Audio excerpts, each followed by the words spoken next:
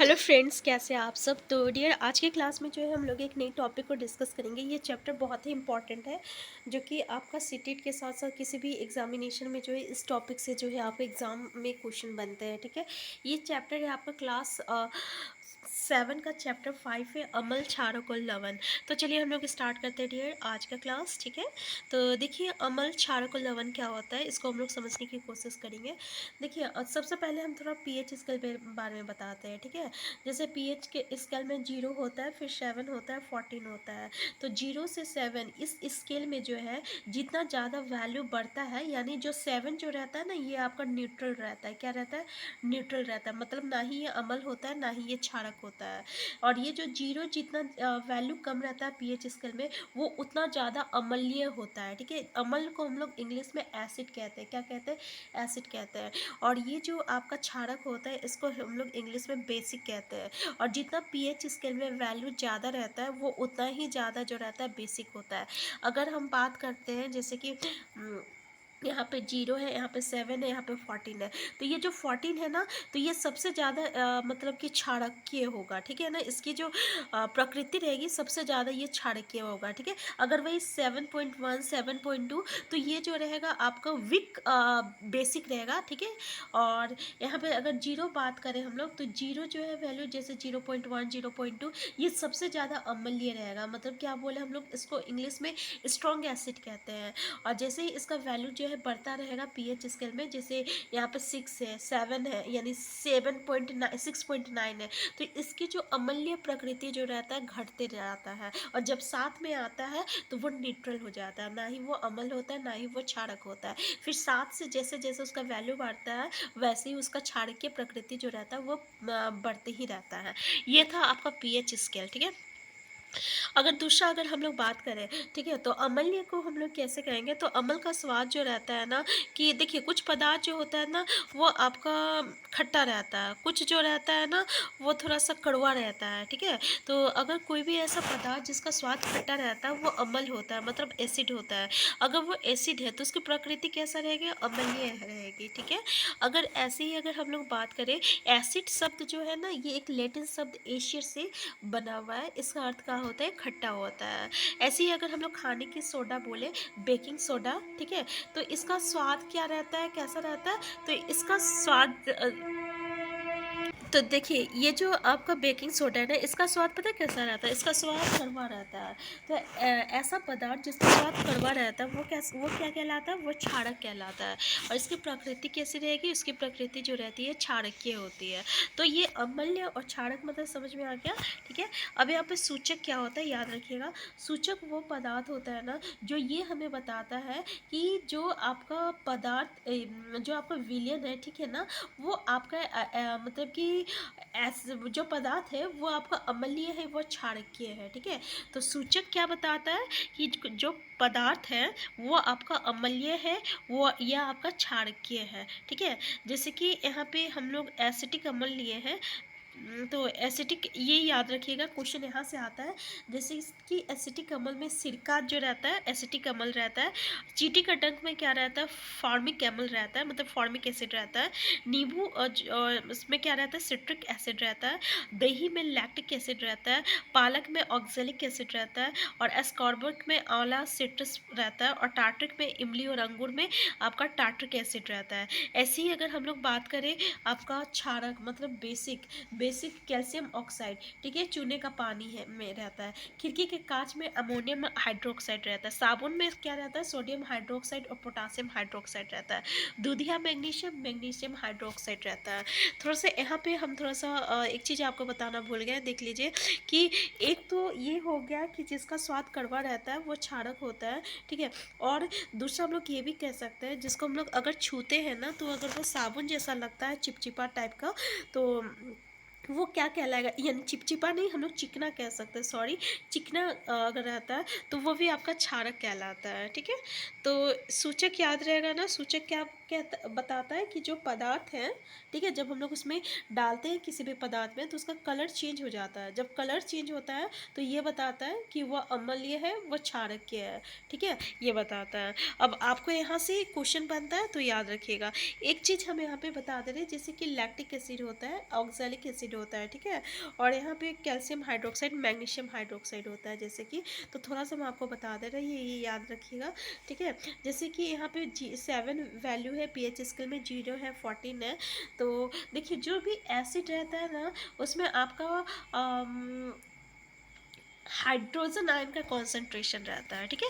और जो आपका क्षारक रहता है ना, यानी बेसिक, इसमें हाइड्रोक्सिल आयन का कॉन्सेंट्रेशन रहता है, OH का। जैसे यहाँ पे कैल्शियम हाइड्रोक्साइड है ना, तो कैल्शियम हाइड्रोक्साइड CaOH, तो देखिए यहाँ पे OH का कॉन्सेंट्रेशन है ना, CaOH है, तो यहाँ पे हाइड्रोक्सिल आयन का कॉन्सेंट्रेशन है, तो ये क्या कहलाएगा, ये आपका क्षारक कहलाएगा, मतलब अल्कलाइन कहलाएगा। अगर आपको इस तरीके से केमिकल फॉर्मूला दिया जाएगा तो आप अब निकाल सकते हो ना कि कौन सा एसिड है और कौन सा आपका क्या है, बेसिक है, मतलब कौन सा अम्ल है और कौन सा आपका क्षारक है, ठीक है।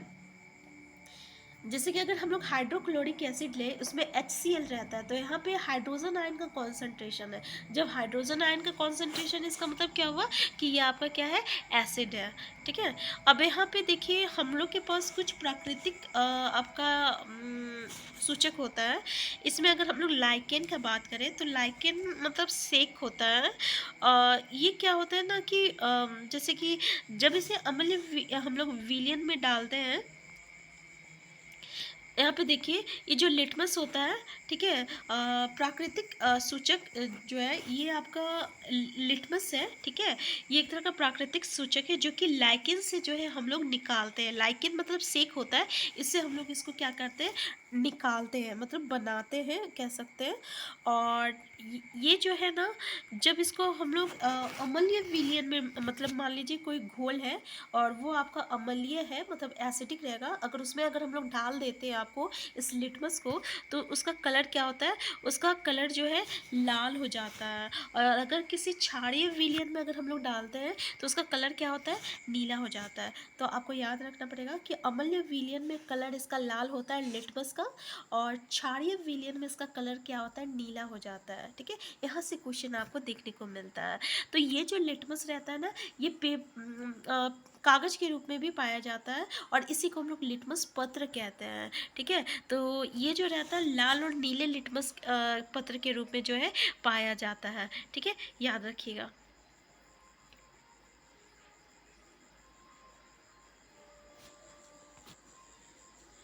तो यहाँ पे आप मतलब कि अगर आपको कोई भी चीज़, अगर कहीं से भी कुछ प्रॉब्लम होगा, तो प्लीज़ आप कमेंट बॉक्स में जो है हमें बता दीजिएगा, ठीक है ना।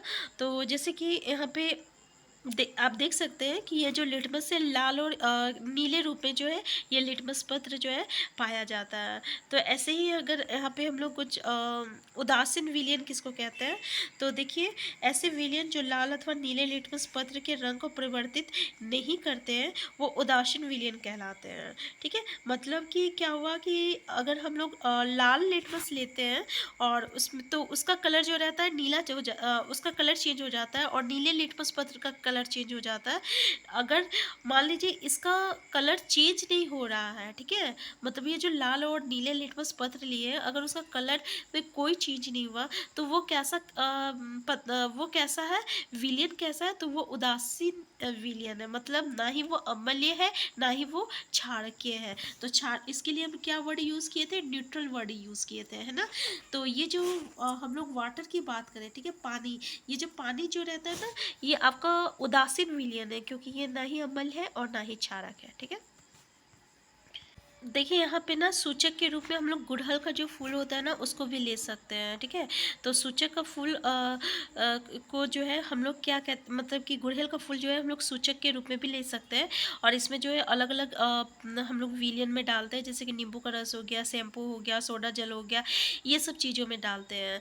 तो जब हम लोग जो है इसको अम्लीय विलियन में डालते हैं, अम्लीय विलियन मतलब क्या हो गया, मान लीजिए नींबू का रस, नींबू का रस क्या है, तो ये आपका अम्लीय है, तो मान लीजिए इसमें इसमें अगर हम डालते हैं तो इसका कलर क्या हो जाता है, गहरा गुलाबी हो जाता है, ठीक है, जिसको हम लोग मैजेंटा कहते हैं।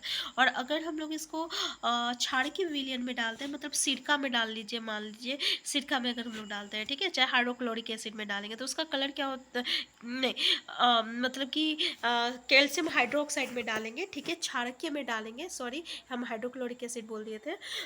मान लीजिए इसका अगर हम लोग क्षारक में डाल रहे हैं यानी बेसिक में डाल रहे हैं तो उसका कलर क्या हो जाता है, तो उसका कलर जो रहता है हरा कर देता है। तो याद रखिएगा कि गुड़हल का पुष्प पे जो रहता है एक तरह का सूचक होता है जो कि अमल्य विलयन का कलर को गहरा गुलाबी करता है, मेजेंटा जिसको कहते हैं, और क्षारिक के विलयन को क्या करता है, हरा कर देता है, ठीक है।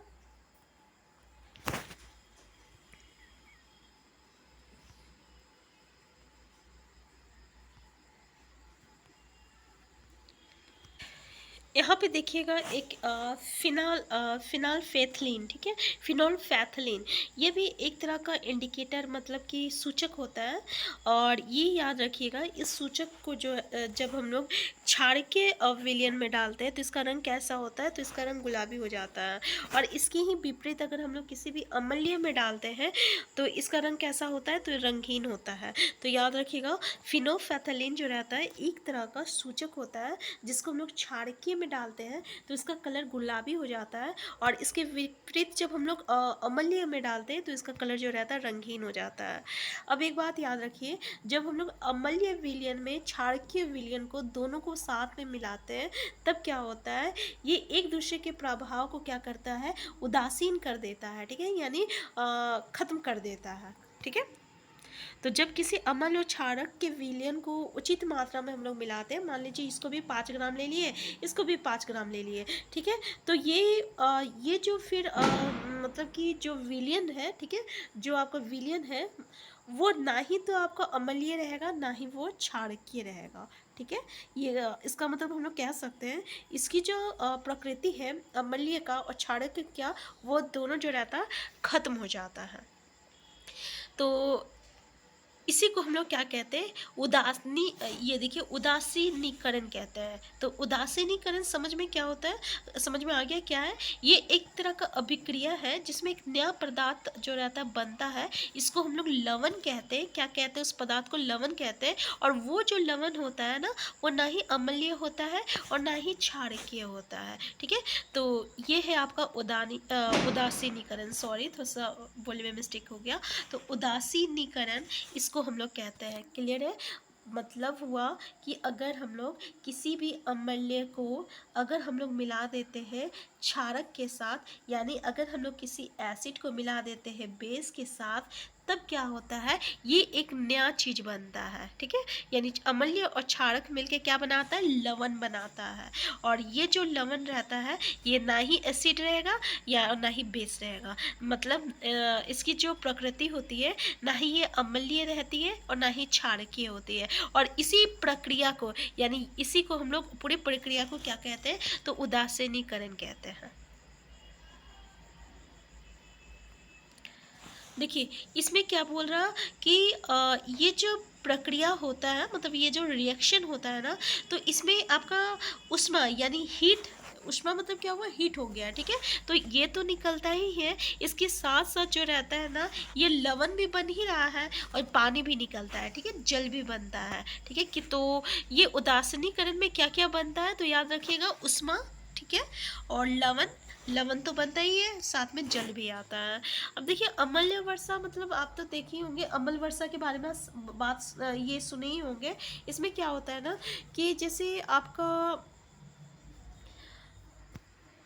देखिए वर्षा जल अम्लीय इसलिए हो जाता है क्योंकि कार्बन डाइऑक्साइड, सल्फर डाइऑक्साइड और नाइट्रोजन डाइऑक्साइड जैसा गैस जो रहता है, ठीक है, वर्षा जल में घुलकर कार्बनिक अम्ल, सल्फ्यूरिक अम्ल और नाइट्रिक एसिड जो है बनाता है, ठीक है। जैसे कि अम्ल वर्षा भवनों, ऐतिहासिक इमारतें, पौधों और जंतु के लिए क्षति पहुंचाता है।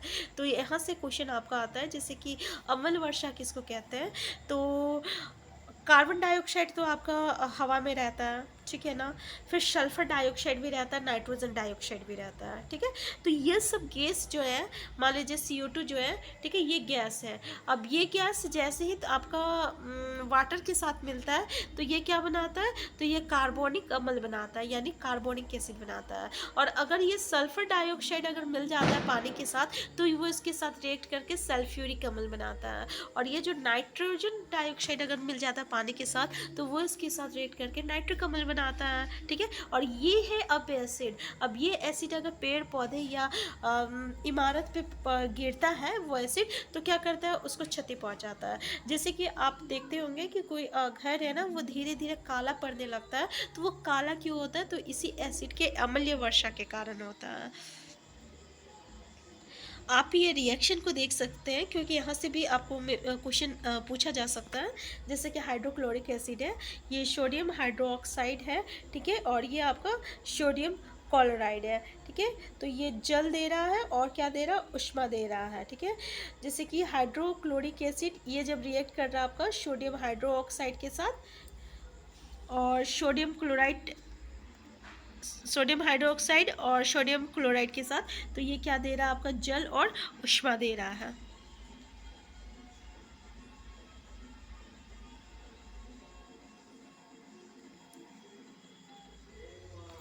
तो देखिए ये जो लास्ट जो है हम लोगों का बचा हुआ है, जैसे कि हाँ, हम लोग का जो दैनिक जीवन में उदासीनीकरण जो प्रक्रिया है वो क्या होता है। तो जैसे कि हम लोग का अमाशय में जो होता है हाइड्रोक्लोरिक अम्ल पाया जाता है, हाइड्रोक्लोरिक एसिड ये पाया जाता है।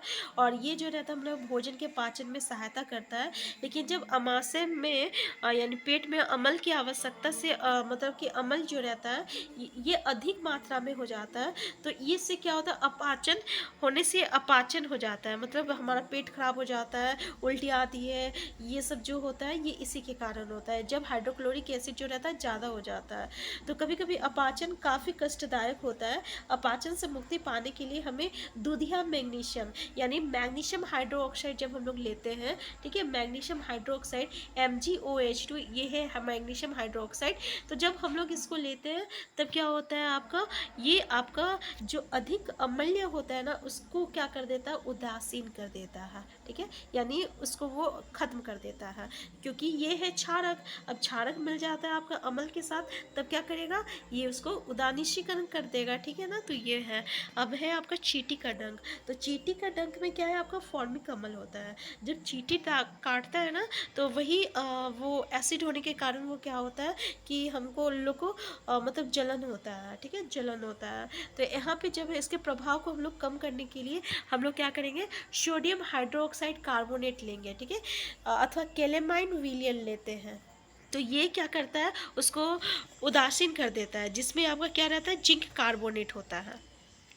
तो ये आप याद कर लीजिएगा, ये सबसे क्वेश्चन जो है पूछा जाता है। जैसे मृदा उपचार, यहाँ पे देखिए क्या है, रासायनिक उर्वरकों का अत्यधिक उपयोग जो रहता है, अगर हम लोग जो आपका जो फर्टिलाइज़र हम लोग हिंदी इंग्लिश में कहते हैं, ये जो रहता है ना ये आपका कंपनी द्वारा बनाया जाता है। जैसे मैन्यूर, ये जो गोबर जो रहता है ना, ये तो हम लोग बनाते हैं खाद, उसके बाद डालते हैं, तो इसमें आपका पेड़ पौधे को कोई इफेक्ट नहीं करता है। लेकिन जो आपका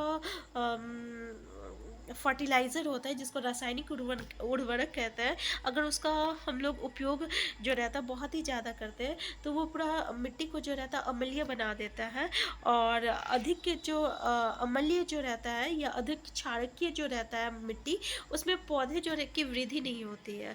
तो जब मृदा अत्यधिक अम्लीय होती है तो उसे बिना बूझा हुआ चूना यानी कैल्शियम हाइड्रोक्साइड या बूझा हुआ चूना कैल्शियम हाइड्रोक्साइड जैसे जो क्षारक होते हैं ना, जैसे कैल्शियम हाइड्रोक्साइड क्या है, क्षारक है, तो उसमें हम लोग उससे उपचार करते हैं। तो यदि मृदा क्षारकीय हो तब हम लोग क्या कहते हैं, उसमें जैव पदार्थ मिलाते हैं। जैव पदार्थ मृदा में क्या होता है, अम्ल निर्मुक्त करते हैं जो उसके क्षारकीय प्रकृति को उदासीन कर देता है। तो याद रखिएगा, अगर मृदा जो है, मिट्टी जो है अधिक ही अम्लीय हो जाता है तो उसमें हम लोग कैल्शियम हाइड्रोक्साइड और कैल्शियम हाइड्रोक्साइड, कैल्शियम ऑक्साइड और कैल्शियम हाइड्रोक्साइड इस्तेमाल करते हैं, ठीक है। और ये क्या है, ये क्षारक है। और अगर मिट्टी जो है अधिक क्षारक होता है, तो उसमें हम लोग जैव पदार्थ मिलाते हैं। जैव पदार्थ क्या निकालता है, अम्लीय निर्मित करता है, जो कि आपको मिट्टी को क्या बनाता है, क्षारकीय प्रकृति की जो मिट्टी होती है उसको उदासीन कर देता है। ठीक है। अब देखिए कारखानों का अपशिष्ट, बहुत सारे कारखाना होते हैं, उसमें जो कच्चे पदार्थ होते हैं ना वो अम्लीय होते हैं। यदि ऐसे अम्लीय पदार्थ को जो रहता है अगर हम लोग सीधे ले जाके पानी में विसर्जित कर देते हैं, तो उसमें जो मछली होता है या अन्य जीव और जंतु जो रहती है ना वो नष्ट हो जाता है। तो इसलिए कारखाने का जितने भी चीज़ होता है ना उसको पहले पानी में मिलाने से पहले क्या करना चाहिए, उसको हम लोगों को क्षारकीय पदार्थ के साथ मिलाना चाहिए ताकि वो उदासीन हो जाए। उसके बाद हम लोगों को पानी में छोड़ना चाहिए ताकि वो किसी भी जीव और जंतु को जो है किसी भी तरीके का हानि ना पहुंचाए। तो यहाँ से भी आप लोगों को क्वेश्चन देखने को मिलता है। तो आज का क्लास बस यही तक था, हम फिर मिलते हैं नेक्स्ट क्लास में नए चैप्टर को लेकर। अगर चैनल में नए हैं तो सबसे पहले चैनल को सब्सक्राइब कर लीजिएगा। वीडियो हेल्पफुल होगा तो लाइक शेयर करना मत भूलिएगा। Thank you.